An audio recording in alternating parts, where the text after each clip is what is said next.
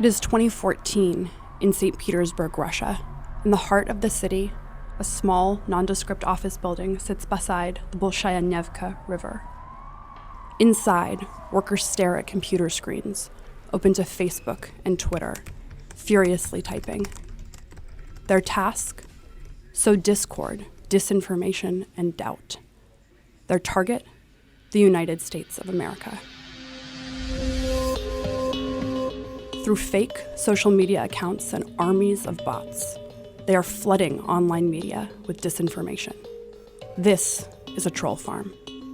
Its name? The Internet Research Agency.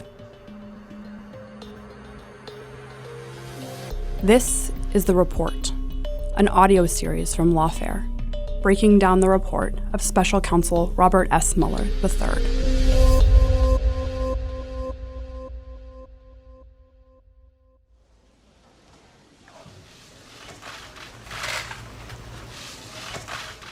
Two years ago, the acting attorney general asked me to serve as special counsel, and he created the special counsel's office. At his press conference on May 29th, Mueller practically begged the American public to read his 448-page report, a redacted version of which had been released weeks earlier. It is important that the office's written work speak for itself. It contains our findings and analysis and the reasons for the decisions. We chose those words carefully, and the work speaks for itself. And the report is my testimony. I do not believe it is appropriate for me to speak further about the investigation or to comment on the actions of the Justice Department or Congress.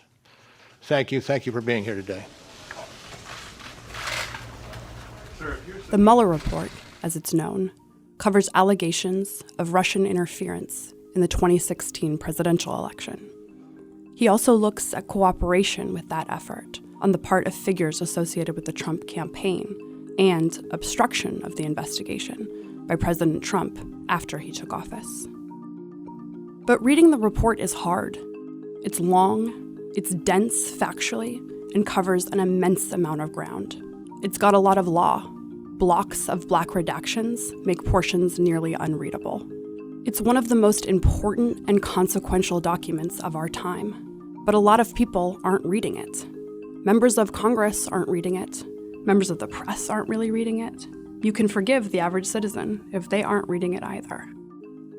This podcast tells the story that Mueller does, but in a format that's a little more manageable. Buried under the legalese is a hell of a story. Part gripping spy thriller, part tale of White House intrigue, part alarm bell for anyone who cares about democracy around the world. The episodes that follow are not a dramatic reading of the report. There won't be hot takes or political commentary. They're just the story of what the report says, as told by the experts and journalists who covered it as it unfolded in real time. You'll hear sections of the Mueller report characterized and read through by Benjamin Wittes, the editor-in-chief of Lawfare. His voice sounds like this. Hi, I'm Benjamin Wittes, and whenever you hear my voice, I want you to think of the brooding omnipresence of the silent Robert Mueller. I'm Susan Hennessy, executive editor at Lawfare. I will be your narrator throughout this series. This is episode 1, Active Measures.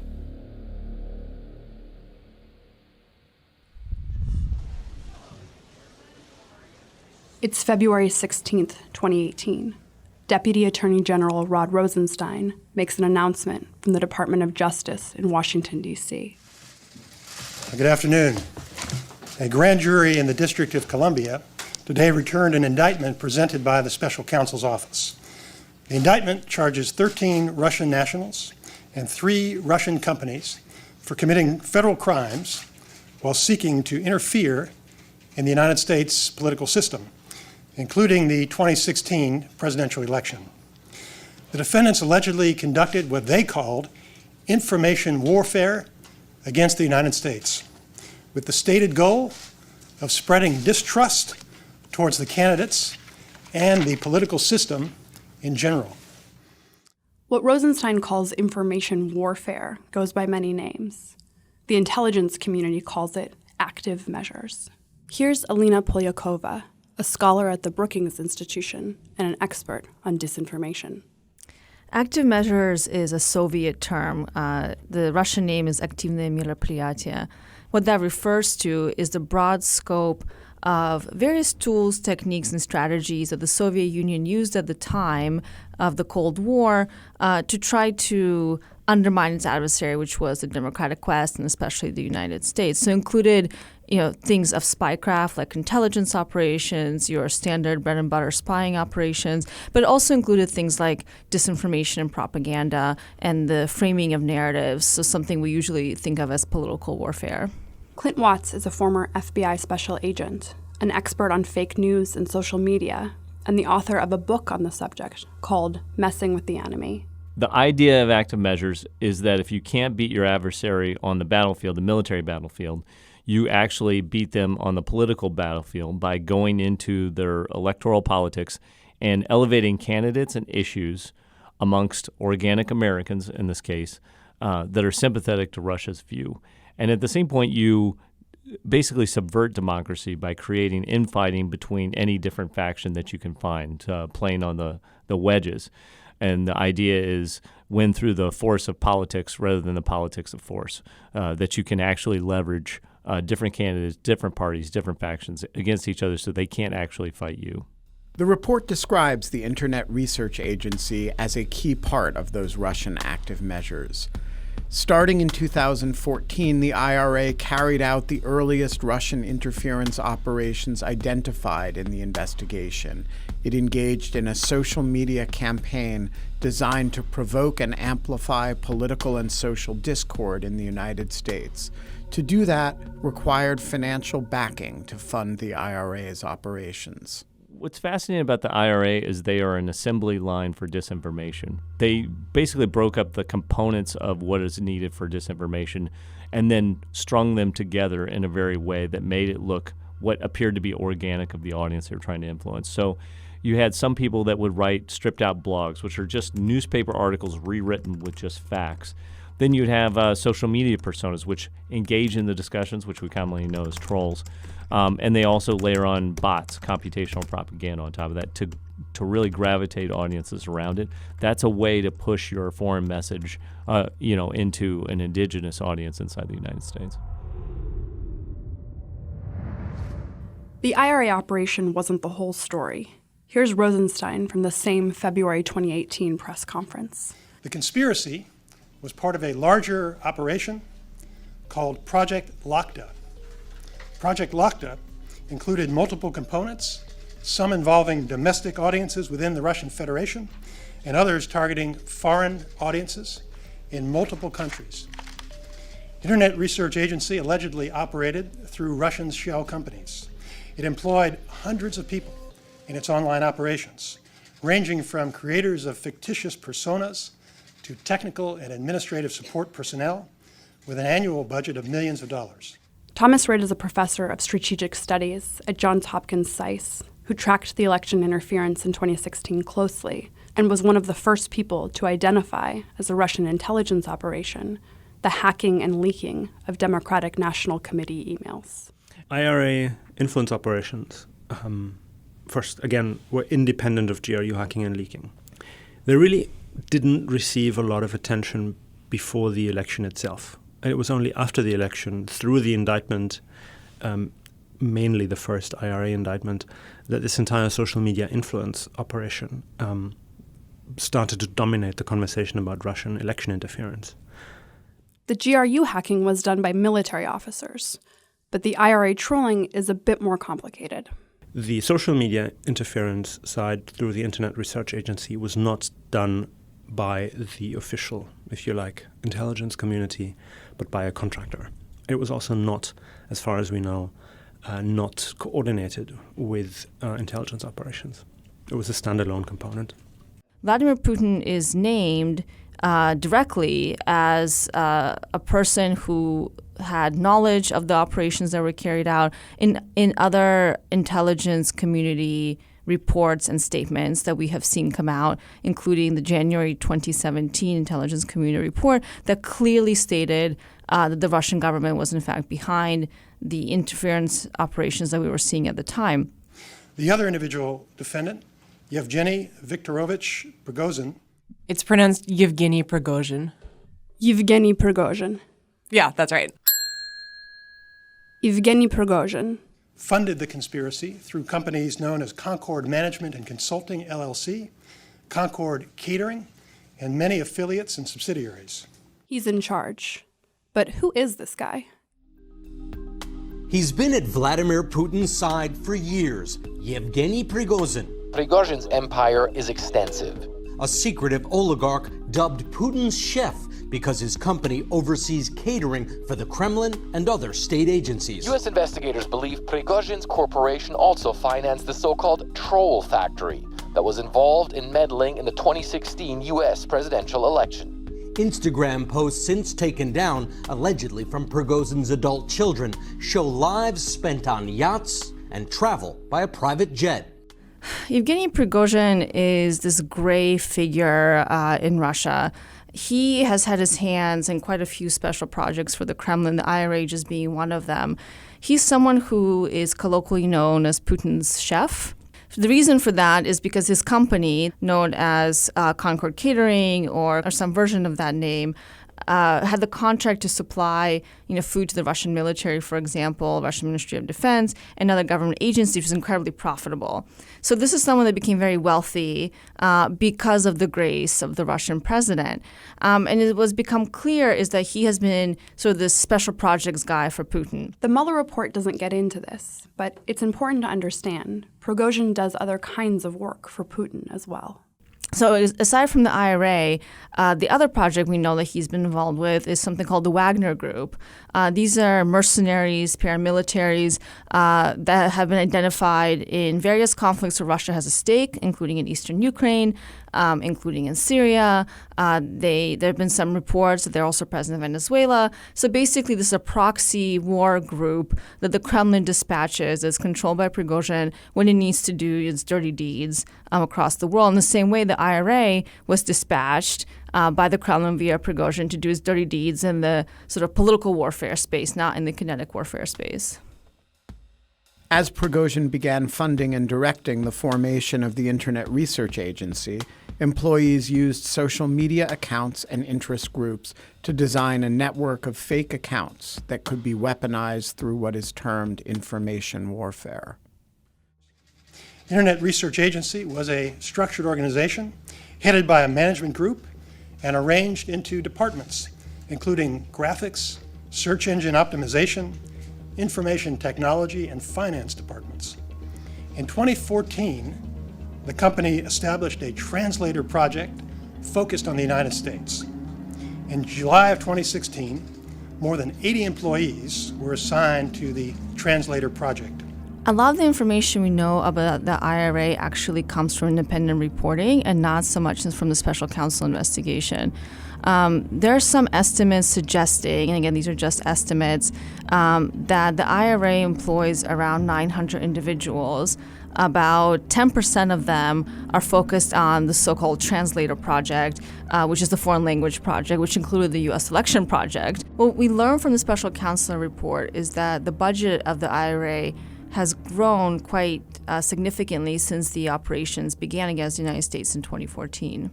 The Mueller report tells us that its budget at the time of the report's publishing was $1.25 million a month. This translator department began specializing IRA employees into specific platforms and expanding the IRA's U.S. scope to larger ambitions. Over that period, Translator subdivided itself further, carving out responsibilities ranging from certain activities on social media platforms, analytics, and graphics, and IT. The Internet Research Agency continued creating thousands of posts across all social media platforms. By the summer of that year, the IRA got even more ambitious, physically traveling to the United States. The IRA's work isn't confined to St. Petersburg. In June 2014, the report describes 4 IRA employees applying to the U.S. Department of State to enter the United States while lying about the purpose of their trip and claiming to be 4 friends who had met at a party. Ultimately, 2 IRA employees, Anna Bogacheva and Alexandra Krylova received visas and entered the United States on June 4, 2014. The two had compiled an itinerary of information and destinations to visit. The report redacts the specific locations these individuals sought to visit. They sent people to the United States to get a feel for what do Americans talk about, how do they act, what are the divisive issues, what are the issues that they're aligning on, and how to think about doing that sort of disinformation programming. Imagine if you got assigned to do some sort of influence in a foreign country from here in the United States and you've never been there before. It's actually pretty tough to do. So what did they do? They actually sent people to the United States to get a feel for what it's like to be in the United States, which makes them much more effective at understanding the media environments. Those not lucky enough to visit Washington, D.C., had plenty of work to do back home. For months, the IRA continued to double down on their efforts. The report describes how the IRA continued to evolve its operations and began heavily investing energy into creating fake grassroots organizations and activist accounts. Dozens of IRA employees were responsible for operating accounts and personas on different U.S. social media platforms. By early 2015, the IRA began to create larger social media groups or public social media pages that claimed falsely to be associated with U.S. political and grassroots organizations. In certain cases, the IRA created accounts that mimicked real U.S. organizations. For example, the report describes one IRA-controlled Twitter account, @10_GOP, which purported to be connected to the Tennessee Republican Party. More commonly, the IRA created accounts in the name of fictitious but real-sounding U.S. organizations and grassroots groups and used these accounts to pose as anti-immigration groups, Tea Party activists, and other groups associated with U.S. social and political activities. Collectively, the IRA's social media accounts reached tens of millions of U.S. persons. Individual IRA social media accounts attracted hundreds of thousands of followers. At the time they were deactivated by Facebook in mid-2017, the IRA's United Muslims of America Facebook group had more than 300,000 followers. The Don't Shoot Us Facebook group had more than 250,000 followers. The Being Patriotic Facebook group had more than 200,000 followers, and the Secured Borders Facebook group had more than 130,000 followers.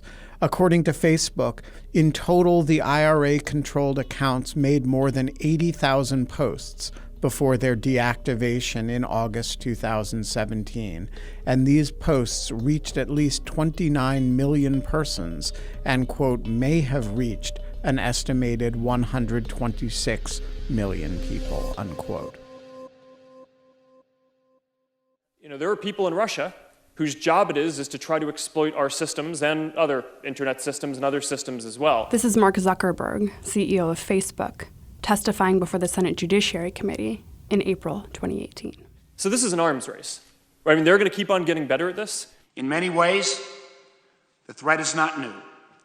Russians have been conducting information warfare for decades.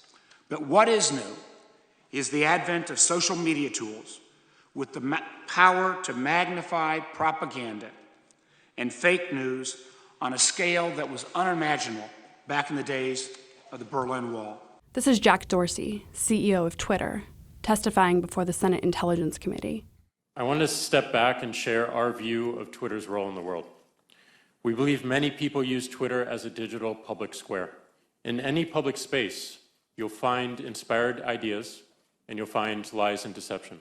I don't think you get it. What we're talking about is a major foreign power with the sophistication and ability to involve themselves in a presidential election and sow conflict and discontent all over this country.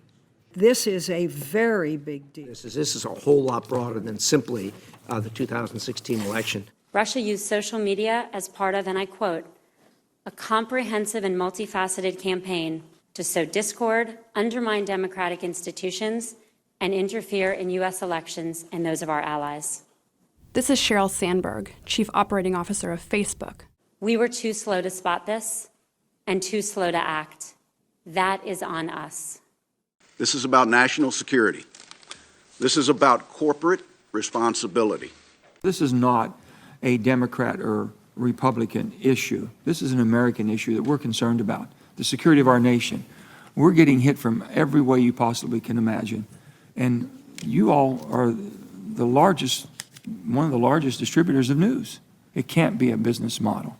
It's got to be a security issue. What's interesting about the IRA operations that we learned very clearly in the special counsel report is that it was very strategic.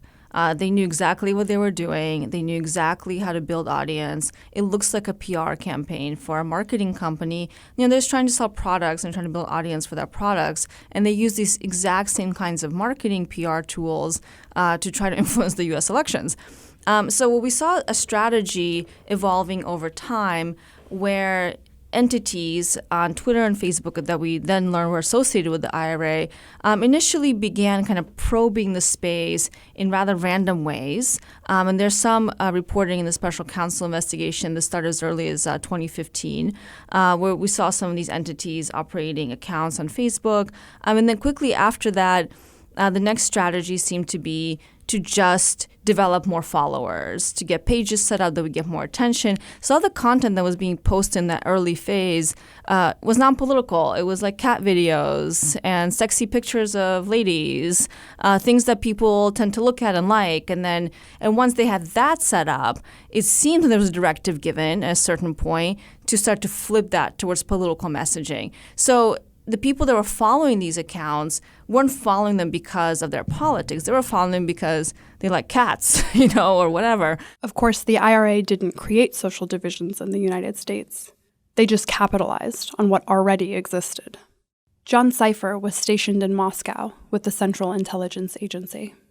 I think what made this most successful for the Russians is we were dry tinder, in the sense that our political dysfunction, our tribalism, and our hyper-partisanship was something that was really easy for them to stoke. So Russian active measures, they don't create these problems. They don't create these frictions.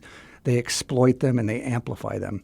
And so in 2016, all of these things came together. Their laser focus on hurting the United States, their desire to do damage to Hillary Clinton, the fact that our partisanship was so raw that they were able to stoke it and push it, and then being able to weaponize social media and information all came together. And of course, in the U.S., no secret to anyone living in America, race, religion, these are huge issues that in our society we're constantly conflicting over, having debates over.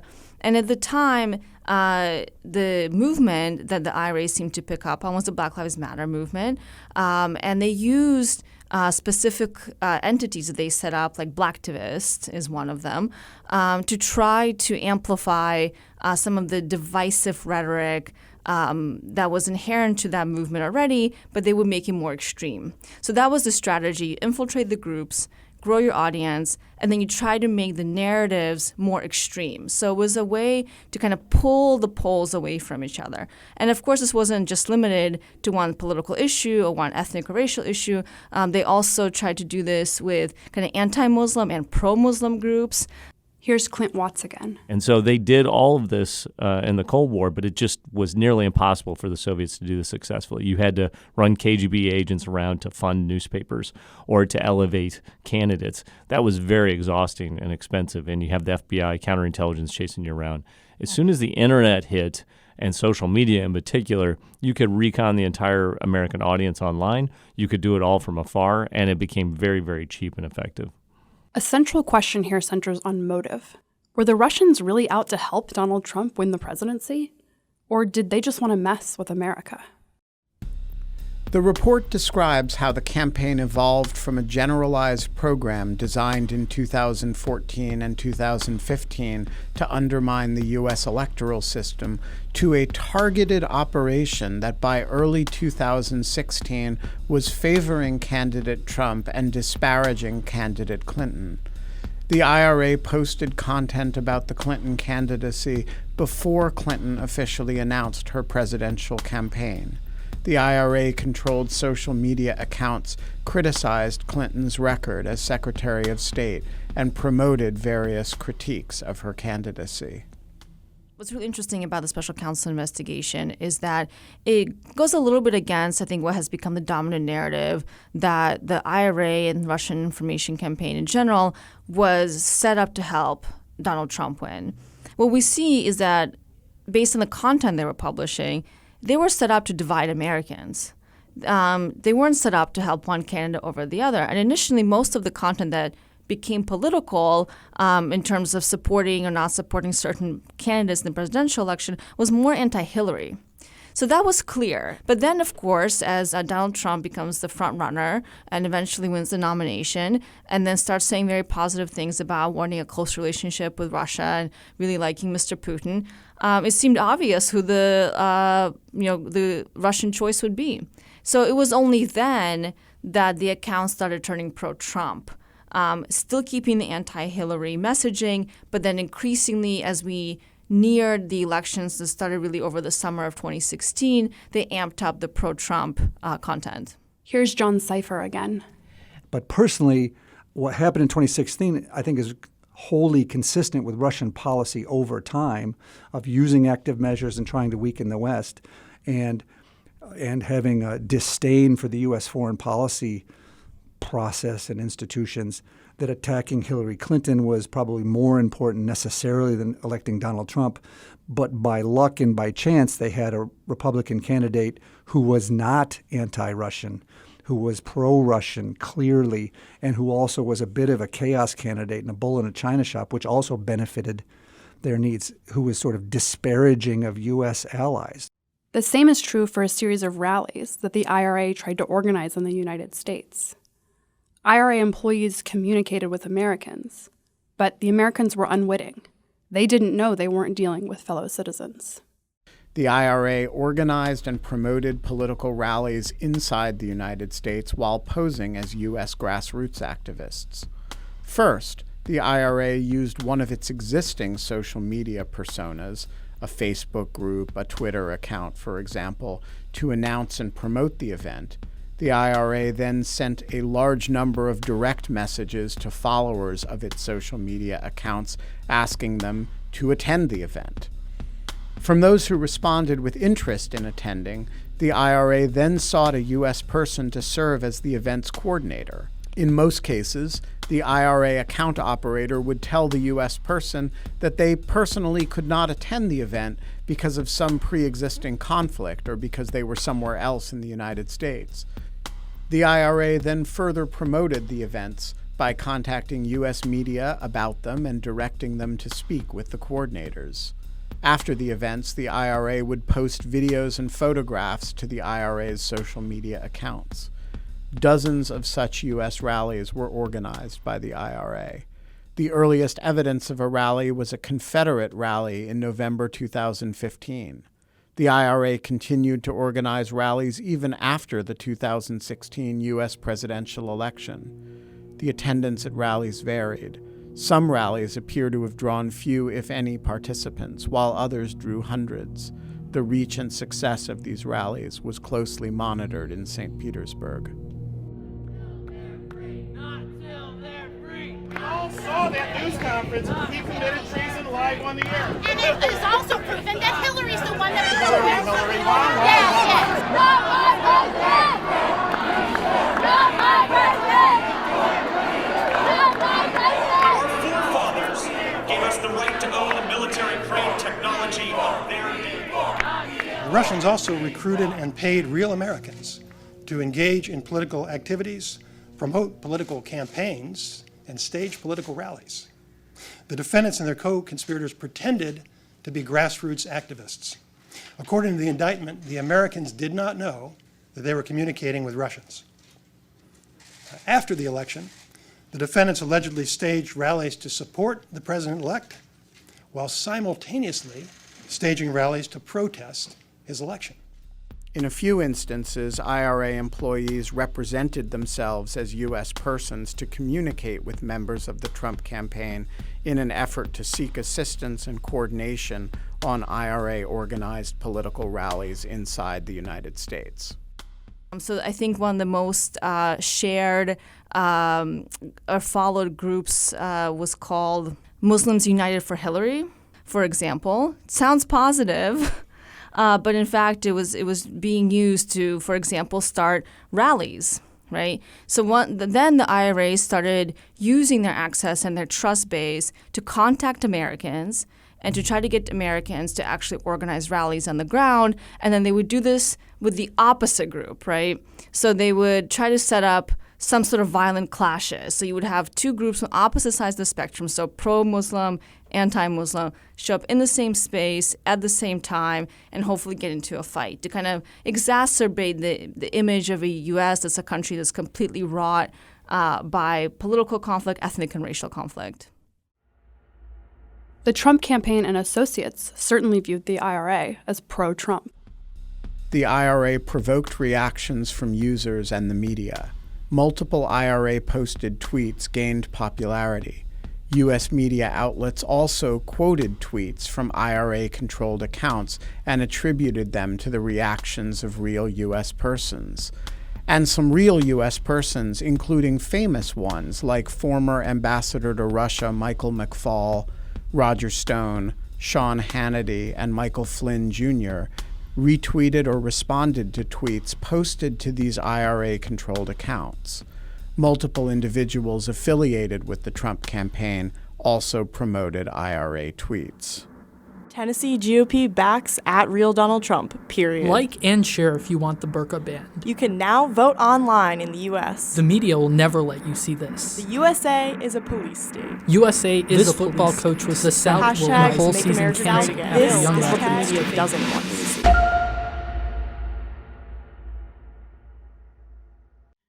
However, the Mueller report makes clear that there is no evidence to suggest that any of them knew these tweets were actually from Russian actors.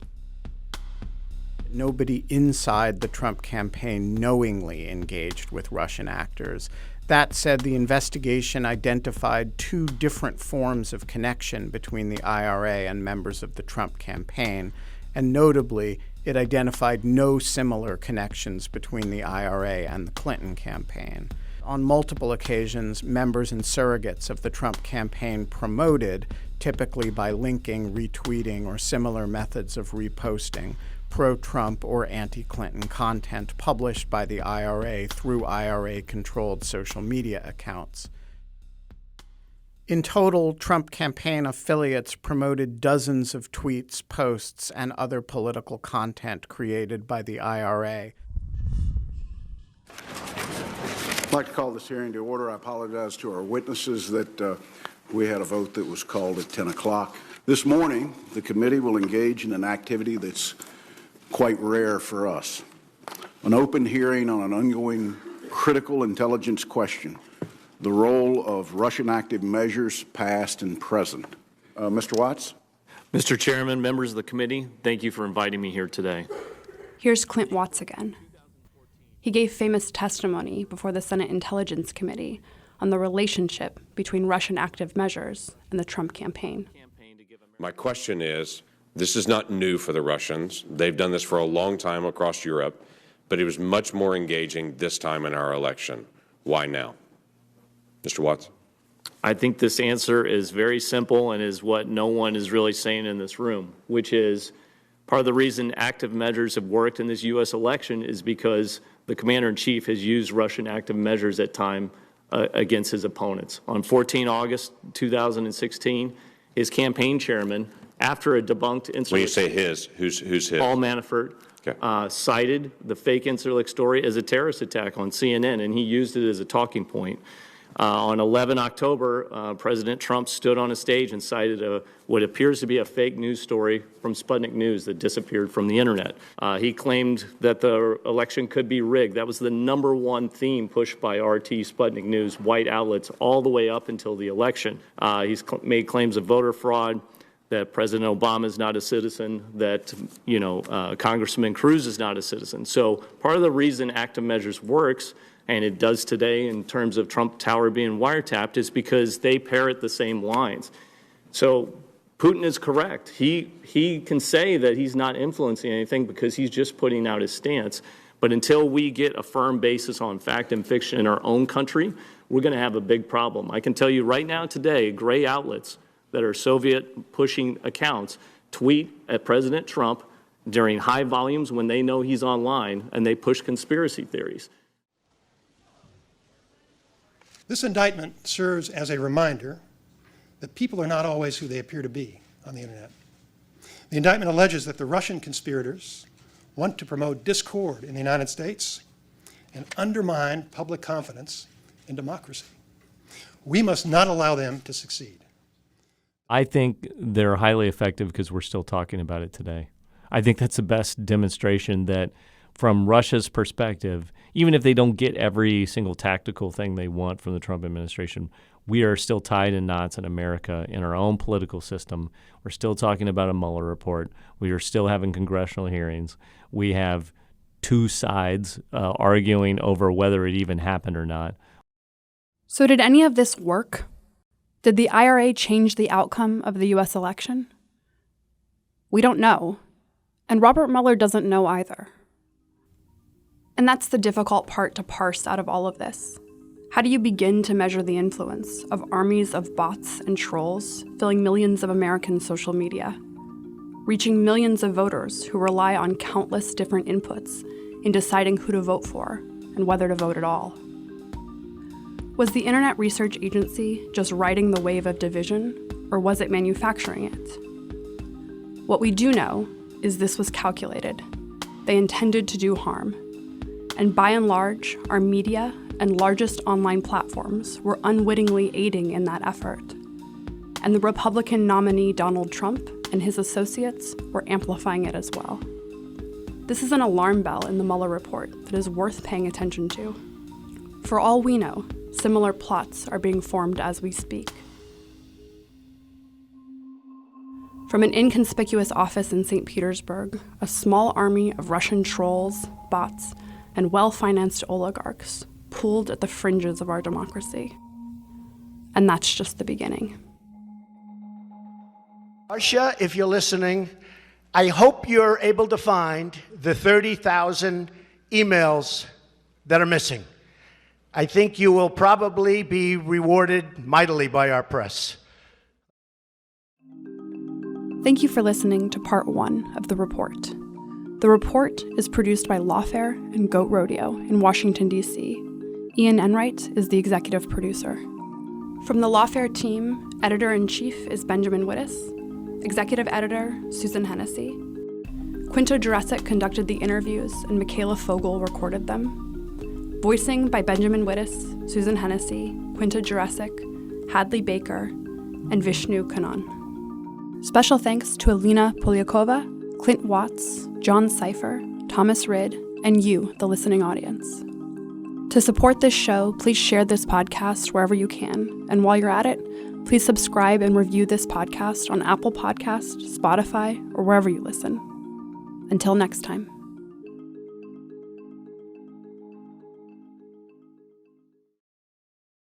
You're listening to Goat Rodeo. Keep an ear out for us.